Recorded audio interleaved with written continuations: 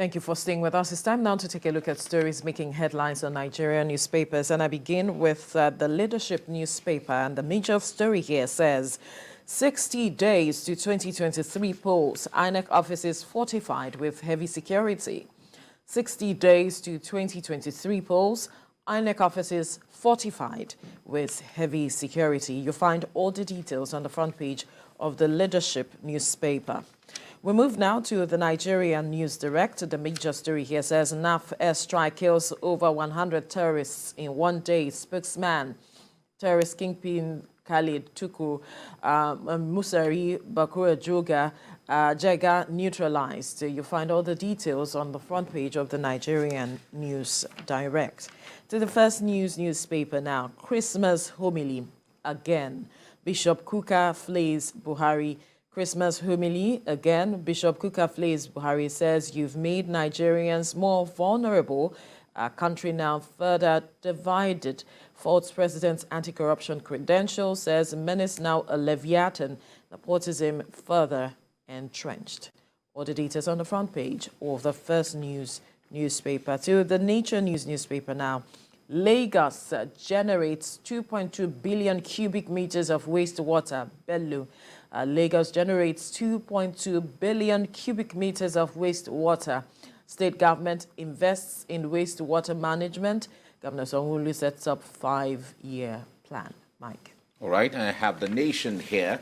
That's what we're starting from on this side. Experts X-ray Tinubu's plan on exchange rates and subsidy. You find that on the front page of the Nation newspaper. Experts X-ray Tinubu's plan on exchange rates subsidy. And that's what you see. Unified rate will support growth, says Rwani. And local refineries must work. All that you see on the front page of the Nation. Daily Trust is next, and it says how next government can reposition Nigeria's oil industry. Experts are saying this, how next government can reposition Nigeria's oil industry, right? Separate president from petroleum minister, Professor Iledari is saying that. And then regulatory clarity necessary, yeah. I wonder what Nigerians expect. That's what the PIA is all about. Prioritize competence, and we need to build local capacity. Economists are saying this. All that you see on the front page of the Daily Trust. National economy is next. It says Nigeria's wobbling economy sparks little hope for 2023. Nigeria's wobbling economy sparks little hope for 2023. That's what you see on the front page of the National Economy. Business Day is next, and it says 6 major headwinds Nigerian firms faced in 2022.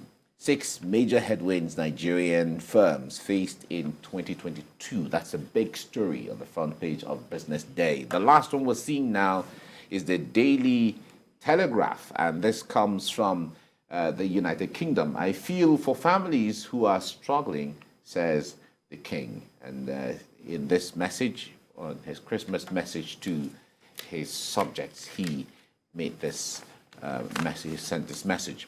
Right? That's what we have on this side.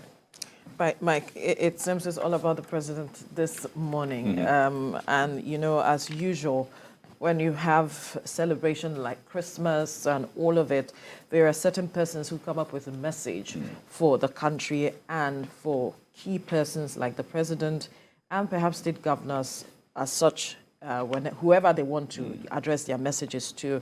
And Bishop Matthew Hassan Kuka is the focus this morning. If you look at the front page of the First News newspaper, he went ahead to say that the president, in his message, he titled it, "Let's Turn a New Leaf." In his Christmas message, he said that the president had left Nigerians more vulnerable than they were in 2015 when he came in, and further said that the country further divided. And he said that, you know, the president made a promise to tackle corruption, and that has even become a leviathan as we speak. And those who are Christians understand what the word leviathan means.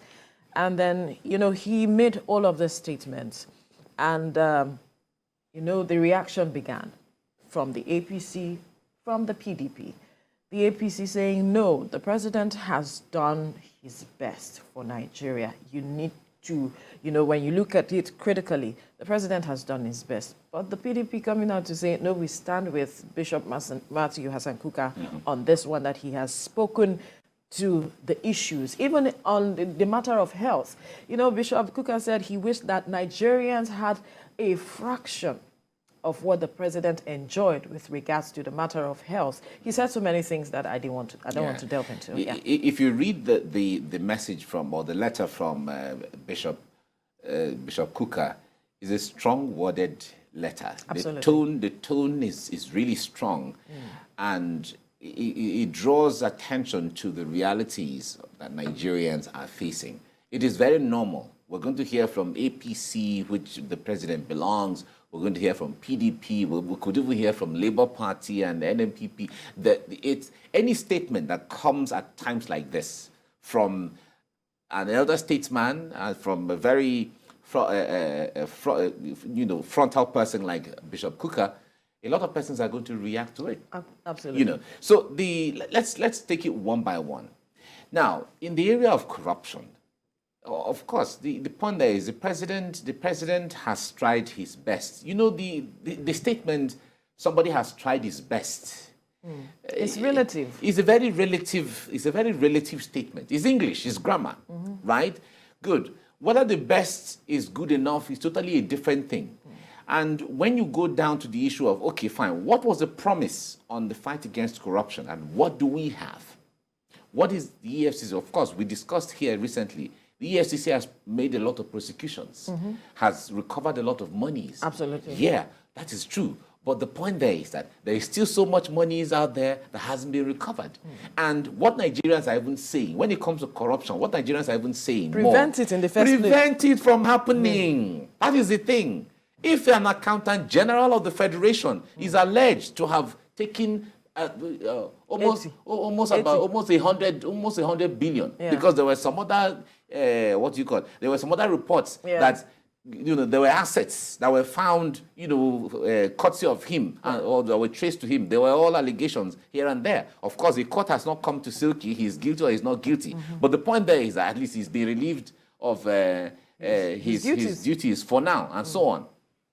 So if we have a situation like that, and even the EFCC chairman has come to say we recovered so much from him and so on, then it tells you that, okay, maybe something actually was there. Right, fine. The issue there is, if an accountant general, somebody who is supposed to be the custodian of all of the monies, how it goes, where it goes, how much moves, how monitoring much the TSA, monitoring and ensuring that the president's stance on anti-corruption is firm, and the accountant general, the minister of justice, the minister of finance, the CBN governor, all of them are institutions that are supposed to guard the ideology or the philosophy of the president when it comes to anti-corruption. So if we have a leak through any of those, then there's a problem. There's a very serious problem. The president that should be blamed We will blame the president, because the point there is that the bulk stops on your table. Right. So when Nigerians are saying, the point there is you are the one who hired somebody. We also assume that if you're hiring anybody, you would have known the person's pedigree. Right? Of course, when it comes to the president's pedigree, when in his own person, as a gentleman, it's not questionable. Nigerians know his pedigree when it comes to corruption. Does he steal money? Time and time again, the president has shown that when it comes to stealing money and dipping his hand in, he has been found not wanting in those areas as a gentleman. But it's not just about him. Right. It's about everybody. So we assume that anybody that a president like that invites to come and handle any post or any office, it is assumed that you would have known this person's pedigree, that this person will not be involved in this or will not be involved in that.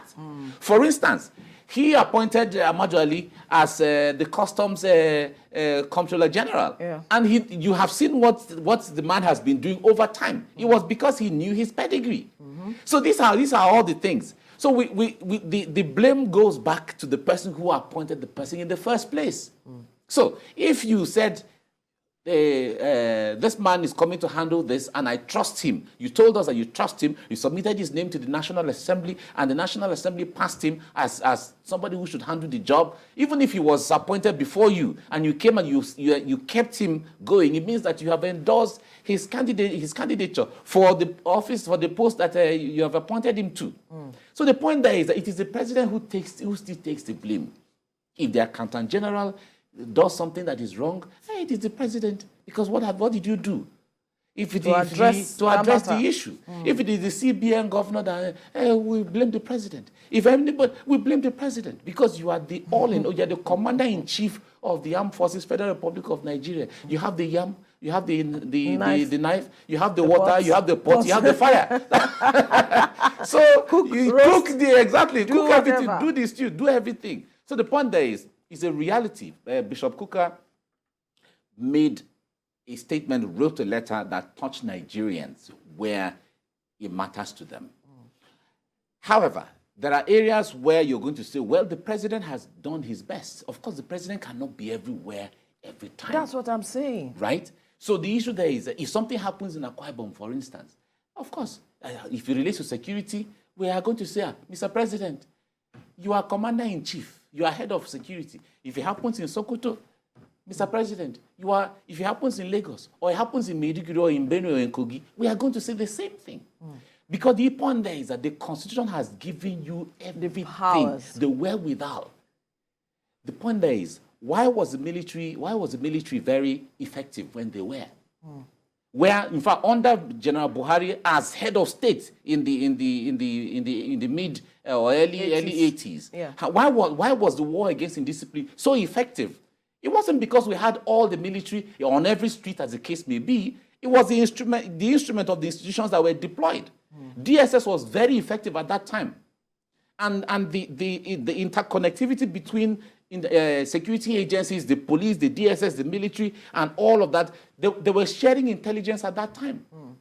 So the point there is that everything worked. So you don't even need the military to be everywhere.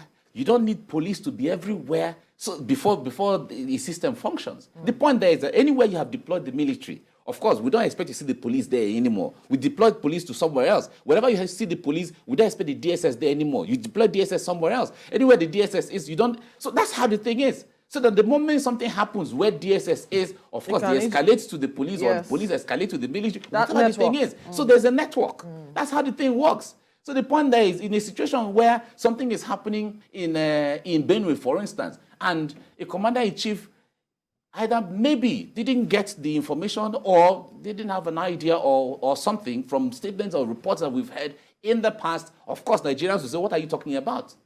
It doesn't happen that way. Right. Nigeria is not the only country in the world that is being run. Other countries also run. And we see the impacts of a Ghanaian president, for instance. If not for anything, his body language sends a lot of signals. We see the United States president, for instance. One may say, okay, America is too up there. What of Rwanda? We see the body language. It's not because the president is everywhere. So the point there is, the moment that body language emits some signals and some vibes that citizens are happy, you will see all of them will conform. Recall in 2015, just a few months after the president was sworn in, you saw that light worked. Stable. In fact, light was stable to the level where people were saying, this one is too much.